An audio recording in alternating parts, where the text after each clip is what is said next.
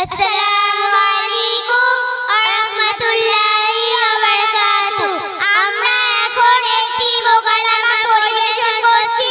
মোকালামার বিষয়বস্তু হচ্ছে ইসলামিক শিক্ষার গুরুত্ব। আল্লাযীনা উতুল ইলমা দারজাত। আসসালামু আলাইকুম। Good night. আপনি কোথা থেকে আসছেন? আমি কলেজ থেকে আসছি। আপনি কি করেন? আমি বসিরহাট কলেজের প্রফেসর। আপনার নামটা কি? আমার নাম মিস্টার খান। কিন্তু আপনার নামটা কি?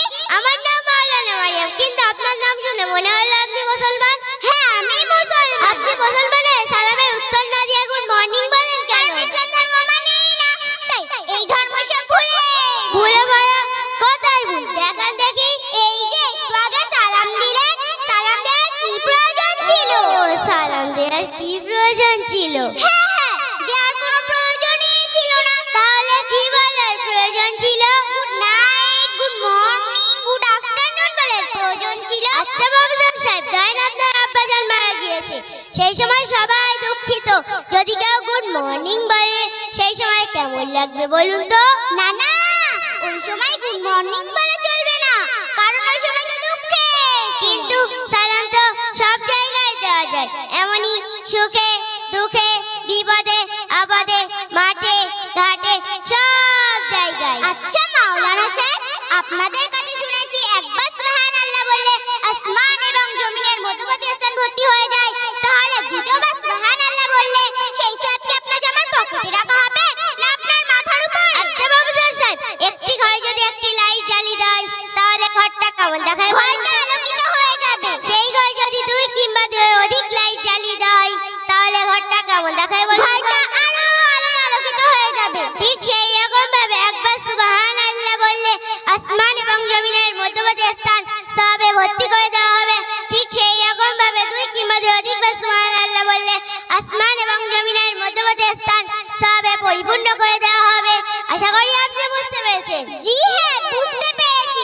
আপনারা বলেন আল্লাহ পাক রব্বুল আলামিন এক ইশারায় আসমান জমিন সৃষ্টি করেছেন, আবার নাকি একই সঙ্গে ধ্বংস করবেন। এটা কেমন করে সম্ভব বলেন দেখি? মানে আমি মানি। এই প্রশ্নের উত্তর আপনার কাছে। আচ্ছা প্রফেসর সাহেব, আপনার ফোন নাম্বারটি দিন, পরে জানিয়ে দেব। নিন নাম্বারটা নিন। এই কলমটা কোথায় গেল? কোথায় আমি জানি, আপনি তো লেখাপড়া করেন না, তাই আপনাদের কাছে কলম থাকে না। এই নিন কলম। কি গো প্রফেসর সাহেব, আপনি একজন কলেজের প্রফেসরে বসে আছেন, কিন্তু আপনার কোনো তো দাগ পড়েই না। আচ্ছা মাওলানা সাহেব, আপনি কি জীবনে কলম ব্যবহার করেননি? কলমের উপরটা টিপে দিন, দেখুন লেখা চালু হয়ে যাবে। হ্যাঁ, এবার বলুন। 9733587519। আচ্ছা প্রফেসর সাহেব, আপনার কোনো তো দাগ পড়েই যাচ্ছে। আচ্ছা মাওলানা সাহেব, আপনি কি জীবনে কলম ব্যবহার করেননি, তো কলমের মর্যাদা বুঝবেন কিভাবে? আবার কলমের উপরটা টিপে দিন, দেখুন লেখা বন্ধ হয়ে যাবে। আচ্ছা প্রফেসর সাহেব, আপনার কলমটা আপনার প্রশ্নের উত্তর দিয়ে দিচ্ছে। কিভাবে সম্ভব বলেন দেখি? এই যে মানুষের তৈরি কলম, একবার টিপলে চালু হয়ে যায়, দ্বিতীয়বার টিপলে বন্ধ হয়ে যায়। তিনি কেন পারবেন না, যিনি এক ইশারায় আসমান জমিন সৃষ্টি করেছেন, তিনি এক ইশারায় ধ্বংস করে দেবেন? হ্যাঁ মাওলানা সাহেব, হ্যাঁ মাওলানা সাহেব, আমি বুঝতে পেরেছি। আমার ভুল ভেঙে গেছে, আপনি আমার ভুলকে ভাঙিয়ে দিয়েছেন। আমি তো ইসলামের অনেক উল্টোপাল্টা কথা বলে